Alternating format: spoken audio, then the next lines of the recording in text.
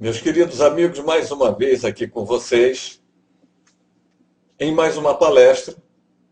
E desta feita, nós vamos falar de quando as pessoas devem buscar as psicoterapias.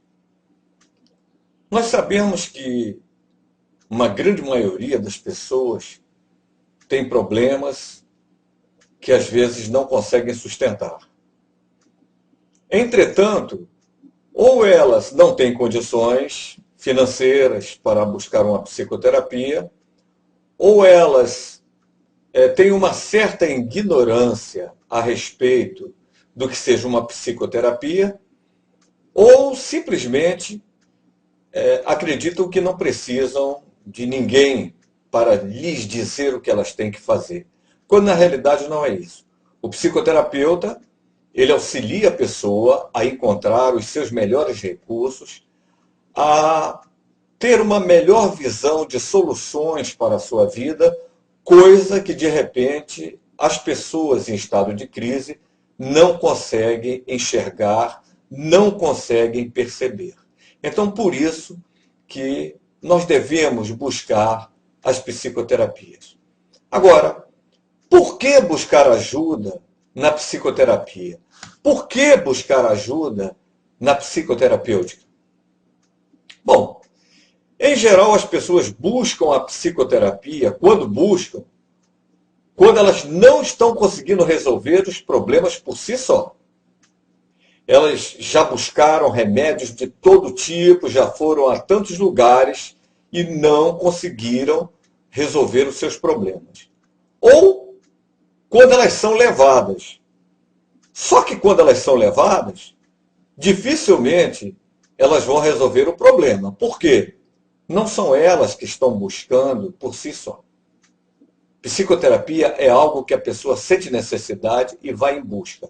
Quando alguém leva, você já desconfia de que aquela pessoa ela não vai chegar ao ponto que você deseja. Por quê? Porque ela está sendo levada, às vezes obrigada. Ela não queria ir, mas para agradar alguém, ela vai. Então, em geral, as pessoas buscam a psicoterapia por aí. Todos nós, em um momento ou outro, nós podemos necessitar. Por quê? Porque nós vivemos num mundo completamente injusto. Nós vivemos num mundo onde nós combatemos pela sobrevivência e é uma coisa de louco. Então nós sofremos desconforto, nós temos insatisfações, essas insatisfações levam a sofrimentos e uma grande geração de ansiedade que, por sua vez, as pessoas às vezes não conseguem segurar tantos problemas e acabam entrando em depressão. Fora isso também, essa questão do social, de conviver dentro desse contexto gigantesco, nesse emaranhado de problemas que é a sociedade, surgem as fobias, os transtornos de personalidade, as mudanças de situações também podem trazer um estresse tremendo, como mudança de profissão, mudança de escola, de estudos, né? Mudança de cidade, mudança de estado, até de país. O desemprego também, as interrupções de trabalho podem trazer problemas, distúrbios de aprendizagem, a pessoa tem dificuldade em aprender, não consegue se concentrar, não consegue prestar atenção, também pode levar as pessoas a psicoterapias. Problemas de natureza sexuais também podem levar a pessoa a psicoterapia e outras situações diversas. Uma coisa vocês devem ter em mente.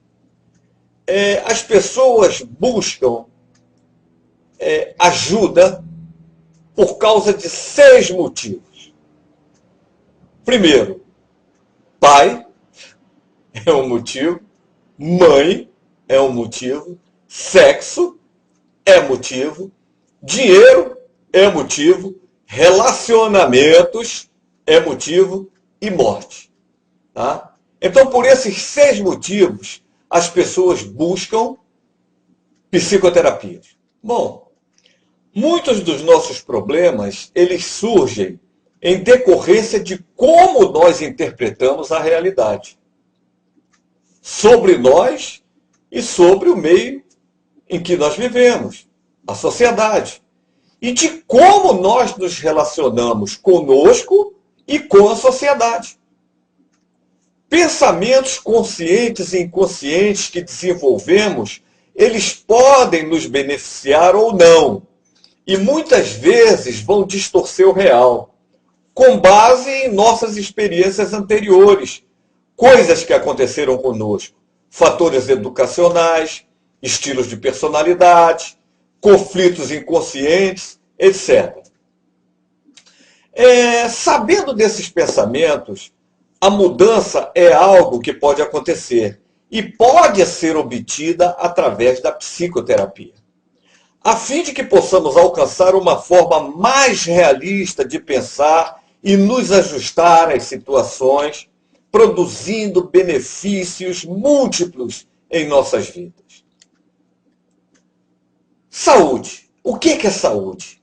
Bom, segundo a Organização Mundial de Saúde, saúde é definido como um estado de completo bem-estar físico, mental e social, e não apenas ausência de patologias. E a doença seria o quê? Bom, em relação à doença, nós podemos definir 3 conceitos fundamentais. O estar doente, física e psicológica, que é o quê? É uma ruptura na estrutura ou função de uma parte do corpo, do nosso sistema. O sentir-se doente, bom, é possível sentir-se doente sem ter nenhuma doença. Existe desconforto, existe desorganização psicossocial, resultante da interação entre o indivíduo e o meio. Ser ou comportar-se como doente é a terceira. Aí envolve o quê? Envolve ganho. A pessoa pode ter problemas de histeria, ela está querendo, de repente, atrair a atenção para ela, ou ela tem uma preocupação demasiada com a saúde, né, e vai partir para a hipocondria. O equilíbrio psicoemocional, homeostasia. Em termos biológicos, reflete a ação de sistemas internos na busca pelo equilíbrio do organismo em sua relação com o meio ambiente ou com o seu próprio meio interior. O organismo ele procura manter um certo nível de estabilidade funcional para que as condições necessárias à sua manutenção e bem-estar sejam mantidas. Além disso, busca amenizar as agressões que nós sofremos, as agressões sofridas, através de mecanismos facilitadores de adaptação às mudanças de ambiente, às mudanças ambientais. Se ocorrerem mudanças drásticas ou agressões que extrapolem a capacidade de adaptação do indivíduo, aí sim vão surgir os distúrbios. Influência da personalidade. Bom, nós sabemos perfeitamente o que é máscara. É aquilo que nós queremos parecer. Dentro da psicologia, nós temos aí a organização de vários sistemas físicos, fisiológicos, psíquicos e morais que se interligam, determinando o modo como o indivíduo se ajusta ao ambiente em que ele vive. A personalidade ela vai se fazendo ao longo do tempo, desde o nascimento até a idade adulta. Porém, devido à interação com o meio em que nós vivemos, e a intenção inata da gente sempre querer agradar os outros, esse desenvolvimento poderá não levar a pessoa à autorrealização, mas em outras direções menos saudáveis para o seu bem-estar. Tais como, ela pode, de repente, desenvolver um eu orgulhoso, ela pode desenvolver um eu coitadinho, meu Deus do céu, coitadinho de mim, ninguém gosta de mim, todo mundo quer me fazer mal, ou o eu fatalista, né? Aquela pessoa catastrófica, tudo para ela é o fim do mundo, né? Pode desenvolver isso. As bases da personalidade e os postulados de caráter. O que é um postulado? Postulado é algo que simplesmente nós assumimos como válido, como verdade. É o mesmo que axioma. É a mesma coisa que um axioma. Nós vivemos nossas experiências na vida. E as experiências que não são boas, aquelas experiências que nós denominamos como ruins, elas nos ensinam a evitá-las. Quando elas começam a se repetir, por quê? Porque o inconsciente sempre tende à repetição. Quando essas experiências elas começam a se repetir ao longo da vida, elas estão ancoradas num postulado de caráter. Então, nós chegamos à conclusão que todas as neuroses e psicoses têm postulado. O orgulho, ele está ancorado em postulados, assim como a humildade também está ancorada. O sentir, o pensar, o atuar, o reagir, a autoestima, o amor próprio, são carregados de postulados. Postulados de caráter, eu vou dar exemplos. Uma pessoa que passa por uma situação dificílima e ela começa a repetir: eu jamais quero passar por isso de novo. Mas ela não diz: eu jamais quero passar por isso de novo. Ela diz: eu não quero passar por isso de novo. Ou eu não quero ser como meu pai. É uma fuga por julgamento ou decisão. E sabe o que é que acontece? Acaba sempre atraindo o que não se deseja. Por exemplo, a pessoa tem um pai alcoólatra. E ela diz: jamais eu vou casar com um homem que seja igual ao meu pai, que beba igual ao meu pai. Acaba casando com o alcoólatra. Por quê? Cria um programa fixo. Em algum momento, essa programação ela é aceita e passa a fazer parte da identidade do indivíduo.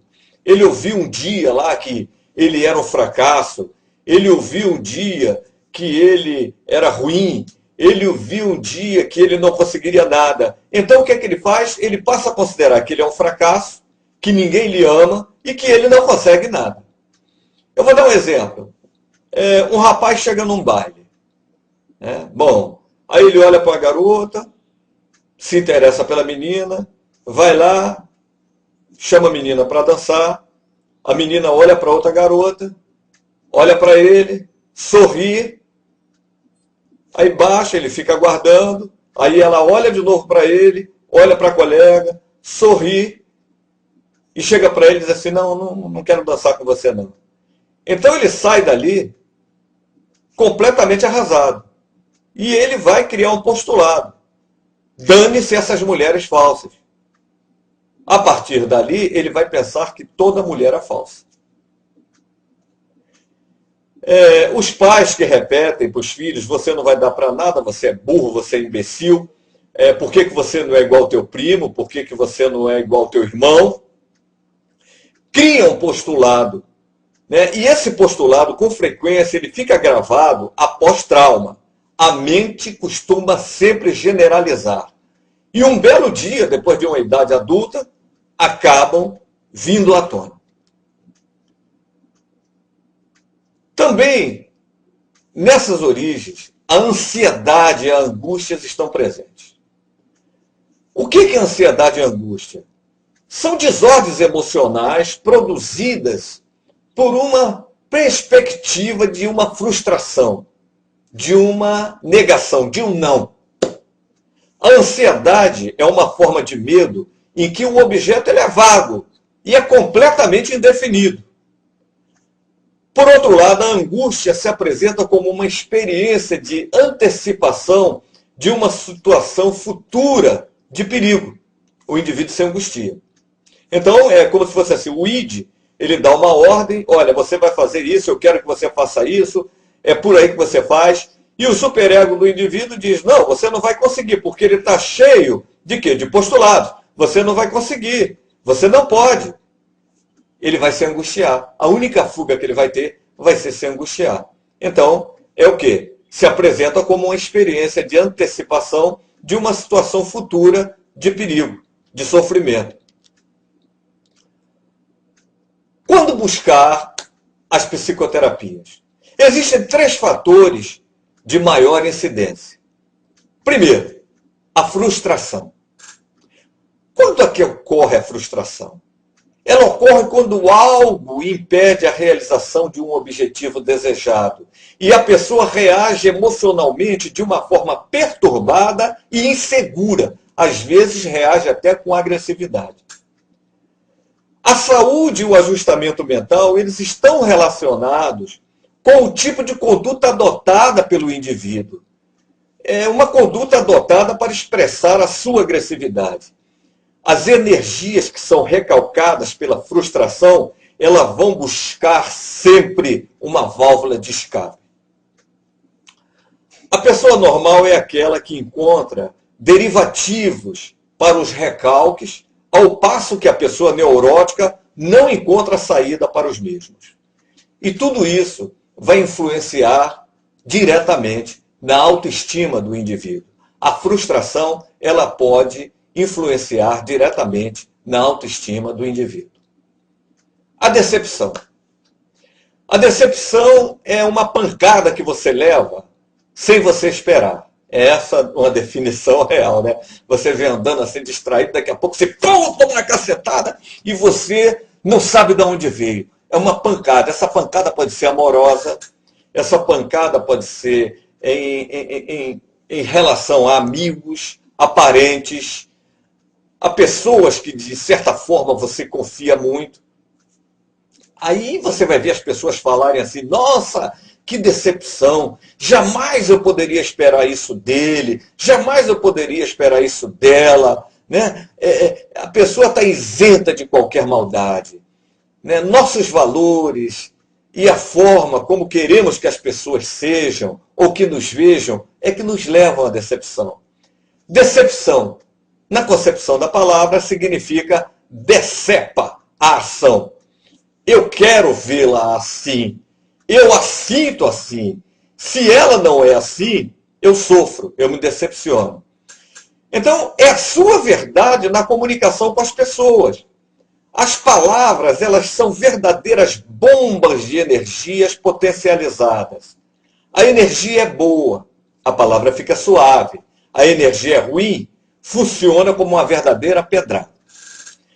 A decepção determina o final de uma etapa e da maneira de se ver essa mesma coisa. Não é necessário sofrer pelo que causamos a nós mesmos. A dor ela é inevitável, queridos. Mas o sofrimento é uma opção. Você pode sentir. Agora, sofrer é uma escolha.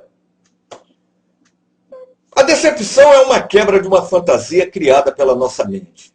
Nós construímos os valores e o rótulo que colocamos na outra pessoa. E ninguém é igual a nós. O outro só fez a parte dele. Geralmente a pessoa sempre foi aquilo que ela está demonstrando, mas nós não fazíamos a leitura correta do seu interior. Nós não fazíamos a leitura correta do que ela era. Nós só estávamos vendo as qualidades, estávamos só a qualidade na pessoa. Todo mundo tem defeito. E às vezes os defeitos eles se sobressaem às virtudes. Outra coisa são as perdas. E as perdas também podem ser amorosas, podem ser perda de emprego, pode ser perda por morte, perda por saúde, né, por doença, perda de autoestima. Doloroso é o período que se segue à perda. Sofrimento de perda, ele é não proporcional. Uma perda boba pode nos machucar profundamente, enquanto nós podemos passar tranquilos por algo que deveria nos derrubar. Boris Cyrulnik, né, um grande elemento aí da neuropsiquiatria, ele dizia o seguinte: a reação àquilo que perdemos está sujeita ao histórico anterior de cada um. Né? Então, ele falou isso analisando o sofrimento gerado por traumas e choques. Reação: pequenas perdas podem ser equiparadas a grandes perdas. Só que a pessoa com um alto índice de resiliência, como se diz, ou capacidade de voltar ao seu estado normal, eles são capazes de elaborar as pequenas perdas e as grandes perdas. O indivíduo tem que colocar para fora, ele tem que fazer a terapia porque ele tem que colocar para fora. Ele tem que falar sobre a própria dor. Desabafar é muito importante. O mesmo neuropsiquiatra, ele dizia o seguinte: desabafar é o começo da recuperação. Verbalizar torna a pessoa mais consciente do que aconteceu, da realidade. Nesse processo, ela pode compreender melhor a situação, passar por ela e entrar em contato até com a raiva. Por exemplo, uma pessoa tem um companheiro ou companheira de anos, e de repente esse companheiro ou essa companheira morre. A pessoa sem sentir, ela vai ter raiva da pessoa que partiu. Mas essa raiva não é manifestada, ela está no inconsciente. Por que ela vai ter raiva? Porque ela vai se sentir abandonada, ela vai se sentir sozinha. E enquanto ela não elaborar isso, vai ser difícil ela iniciar um processo de recuperação. As perdas, mas, vamos dizer assim, especificamente o luto. O que é o luto? O período de luto ele não acontece só porque uma pessoa morreu. Mas também ele acontece por uma relação amorosa que acabou, por uma demissão de emprego, que gerou aí uma sensação de incapacidade, de impotência e outras situações. A perda da autoimagem, do amor, por exemplo, é capaz de gerar um luto tão intenso quanto a morte. Enquanto a pessoa rejeitar a si mesmo e ao que aconteceu, ela não vai conseguir projetar essa, vamos dizer assim, essa coisa maravilhosa que ela deseja naquele momento. Ela vai projetar a mesma rejeição nos outros. Para ela, ninguém será capaz de aceitar algo que ela mesma tem dificuldade em assimilar. A recuperação inclui utilizar recursos criativos que permitam assimilar a dor e desenvolver maneiras de superá-las. E as psicoterapias vão ajudar muito nisso. Fatores contemporâneos de perturbações emocionais. Os fatores que hoje trazem perturbações emocionais. Ansiedade ou estresse. Por quê? Nós vivemos numa sociedade altamente competitiva. A competição, ela acontece em todos os lados. E isso gera uma insegurança. E essa insegurança, ela acaba se refletindo dentro do contexto pessoal, dentro do contexto profissional, dentro do espaço familiar, dentro da atuação sexual e por aí afora. E como se não bastasse, nós temos uma influência negativa da mídia. A mídia não dá notícia boa. Eu duvido vocês assistirem notícias boas na mídia. É só desgraça, é só que não presta. É só crime, política, religião e futebol. Fora isso, também nós temos excessos de estímulos. São o quê? Outdoor, vendedores, barulho de carro, movimento de pessoas, atraso de condução, e música tocando alto, uma série de coisas. E essas notícias, e a questão da violência, isso nos faz sentir medo. Medo de perdas, medo da morte prematura, medo de sofrer qualquer abalo no nosso poder econômico, medo de perder o emprego, a notícia de repente de que veio aí a febre não sei de quê, veio aí a gripe do frango, veio aí a gripe do porco, veio aí a gripe lá de Brasília. Então nós ficamos com medo de doenças, de ficar doentes, ainda mais, de repente, se você correr o risco de ir para o hospital estadual, hospital municipal. Nós também sofremos pela maneira de ser, né? As pessoas que querem ser perfeccionistas, as pessoas que querem ser muito certinhas, acabam assumindo culpa ou acabam sofrendo de síndrome do pânico e por aí afora. Nós sofremos pressões, né? Pressão no emprego, pressão da sociedade, pressão do governo. Somos obrigados a consumir, isso pelas propagandas, isso pela tal de moda, por uma série de coisas. Nós temos que ter cuidado, como eu disse, no trânsito, com uma série, e temos que nos adaptar hoje às novas tecnologias. Então as pessoas que não se adaptam às novas tecnologias, elas vão ficando para trás. E isso vai trazer estresse para elas. Isso traz ansiedade. Notem as pessoas quando vão ao banco, as pessoas mais ou menos da minha faixa etária, ou de uma faixa etária um pouquinho menos, mas dentro do mesmo, a dificuldade que elas têm e a ansiedade que elas entram para que o auxiliar do banco venha ali tirar suas dúvidas junto ao caixa eletrônico. Então isso traz ansiedade, isso traz estresse. Como se instala a neurose? Bom, alguns conflitos emocionais, eles convertem grande parte da angústia em resposta física no corpo da pessoa. Dizemos que houve somatização. E a tensão conflituosa, ela pode afetar várias partes do organismo. São as chamadas psicossomatizações. Quando os mecanismos normais de ajustes eles não são suficientes, sendo utilizados constantemente, estaremos lidando com uma neurose, que é o passo intermediário para quadros mais graves, como a psicose, por exemplo. A neurose ela pode se manifestar com estados de angústia, através de hipocondria, aquele cara que tem uma preocupação tremenda com a saúde, toma remédio para não ficar doente e acaba ficando doente por causa dos remédios. Pode se manifestar através de histeria, pode se manifestar através de fobias, agressividade, nervosismo, manias. A neurose ela pode se manifestar de diversas maneiras. Quais neuroses mais comuns que eu poderia dizer para vocês aqui agora? Bom, aquela pessoa, né, aquela mulher que se acha gorda, mesmo que as pessoas digam que ela está ótima, que ela está bonita, que ela está gostosa, que ela está isso, que ela está aquilo. Não, ela se acha gorda e se vê gorda.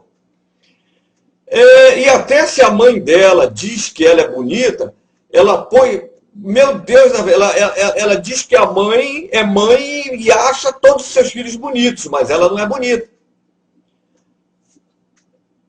Uma pessoa neurótica, ela come o chocolate e já se sente culpada.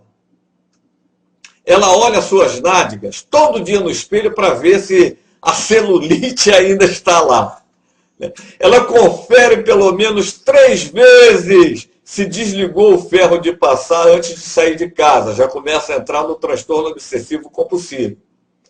Ela cheira debaixo do braço para ver se seu desodorante 24 horas está funcionando. Quando viaja de avião, ela pensa que vai acontecer algo. Esse avião vai cair, alguma coisa. Chega no supermercado, olha assim, conta as calorias dos alimentos que come para ver se não vai engordar.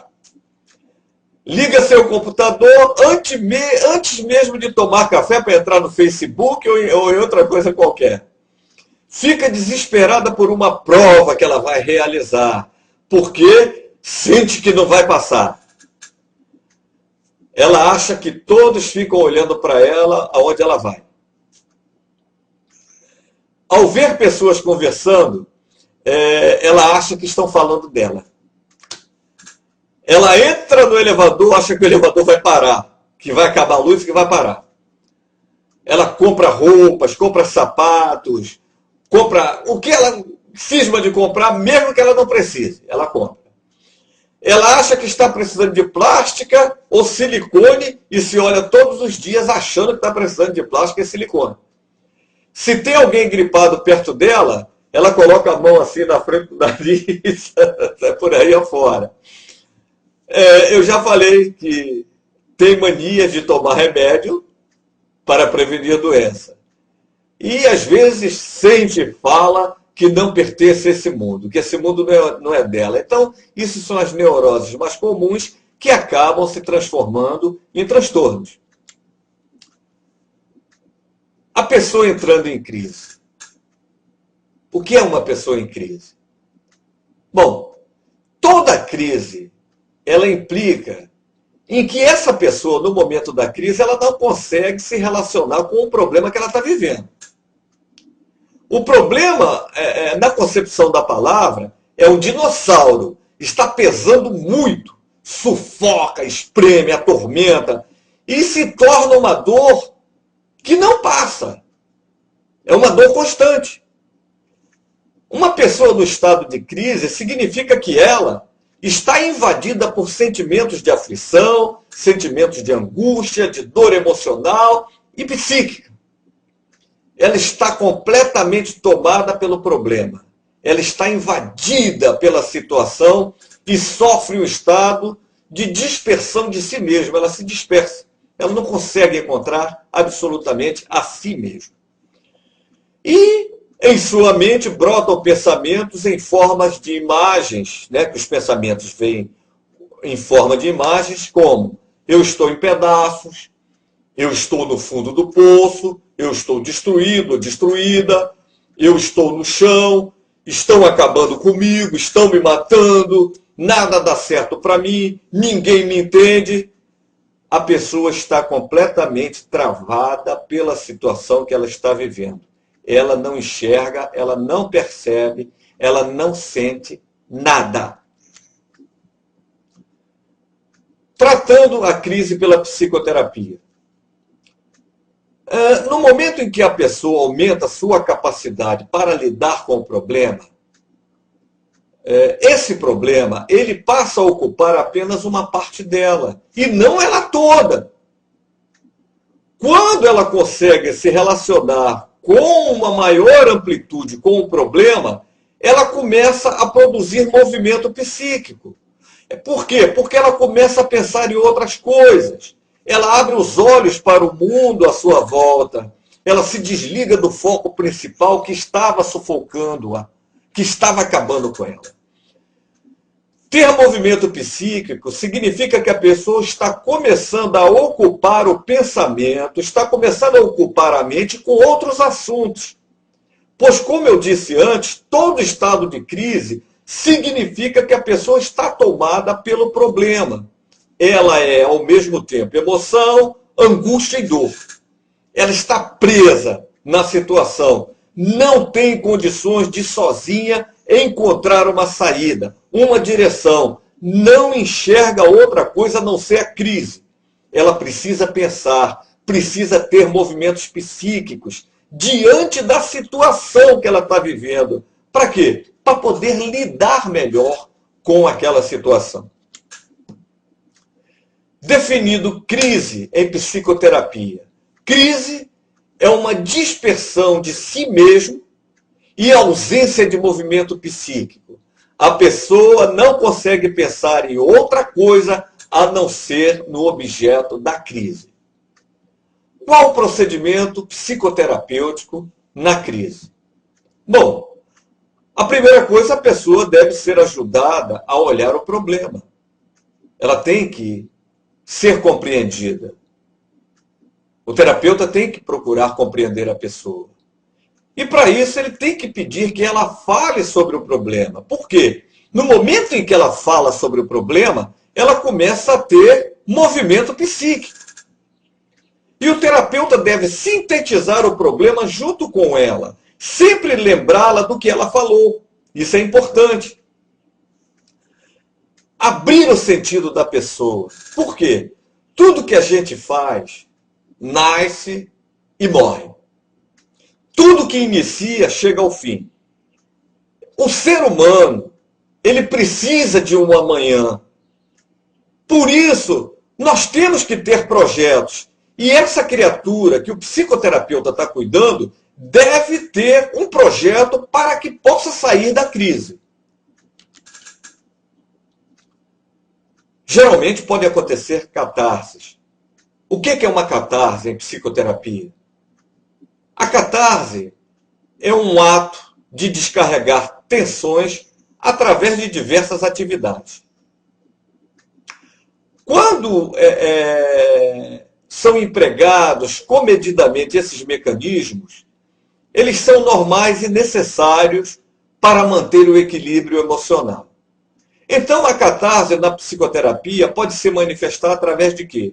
Choro convulsivo, um riso descontrolado, contrações musculares, gritos, gargalhadas. As pessoas podem assumir personalidades diferentes, etc. Tá? Isso pode acontecer. Métodos psicoterápicos e terápicos, mente e corpo. Existem vários métodos. O paciente escolhe aquele que melhor se adapta às suas necessidades. Então, nós temos a psicanálise, nós temos a psicologia com suas abordagens diversas, nós temos a psicologia clínica mais a hipnose, que é a hipnoterapia, nós temos a programação neurolinguística, a arte-terapia, a psicanálise mais hipnose, que é a hipnoanálise, a psicologia mais EMDR, temos aí terapias holísticas como florais, reikis, pedras quentes, bambu-terapia, massagens relaxantes, aromaterapia, cromoterapia, TFT, EFT, reflexoterapia podal, drenagem linfática. Nós temos a auto-hipnose, o relaxamento autógeno, o yoga, a psicomotricidade. E nós temos outros, né, exercícios diversos, artes marciais, tomar banho de cachoeira, caminhadas, etc. Tudo isso ajuda ao indivíduo trabalhar o corpo e a mente. Benefício das psicoterapias. Bom, para que um trabalho de psicoterapia dê bons resultados e atinja seu objetivo, precisa de algo fundamental. O quê? O rapport, a empatia, a confiança, o estabelecimento da comunicação entre o paciente e o psicoterapeuta. Por quê? O paciente chega lá. Como que ele vai confiar numa pessoa que ela não conhece? E como que ela vai abrir o que há de mais íntimo dentro dela, até as coisas que elas nem sabem direito, para o terapeuta? Objetivamente, para começar, uma boa indicação é, ao estar diante do profissional, procure sentir dentro de si se dá para confiar nele. Procure informações a respeito daquele profissional. Confiança na ética do psicoterapêutico é a base para a relação terapêutica fluir maravilhosamente bem. Então procure saber quem é aquele profissional a quem você vai entregar, vamos dizer assim, as suas palavras, a quem você vai entregar a sua mente. Benefícios das psicoterapias.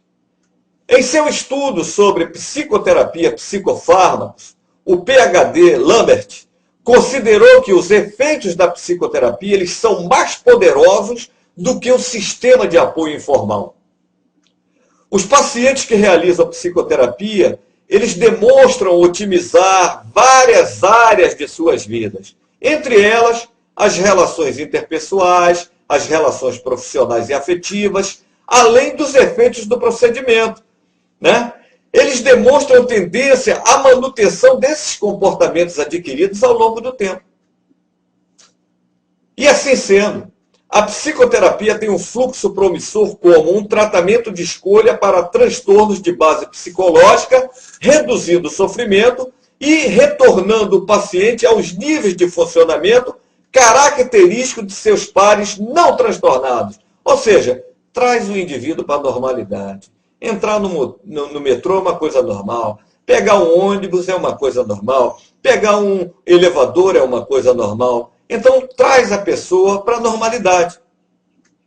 E, além disso, os tratamentos psicológicos eles podem compensar os custos de serviços médicos pela redução da duração de estadias hospitalares e de despesas também relacionadas a isso. Para os pacientes que têm transtornos orgânicos, então isso é uma beleza. Conclusão. Todos temos momentos de crise, mas são apenas momentos.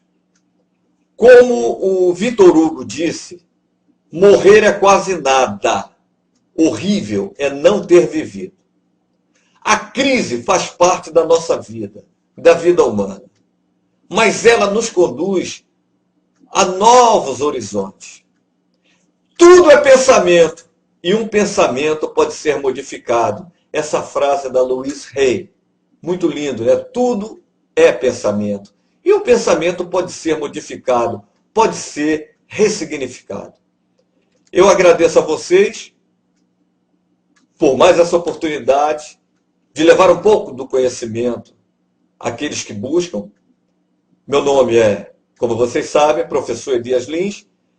O meu site é www.ibhp.com.br e aqueles que quiserem mandar um e-mail é linsdime@gmail.com.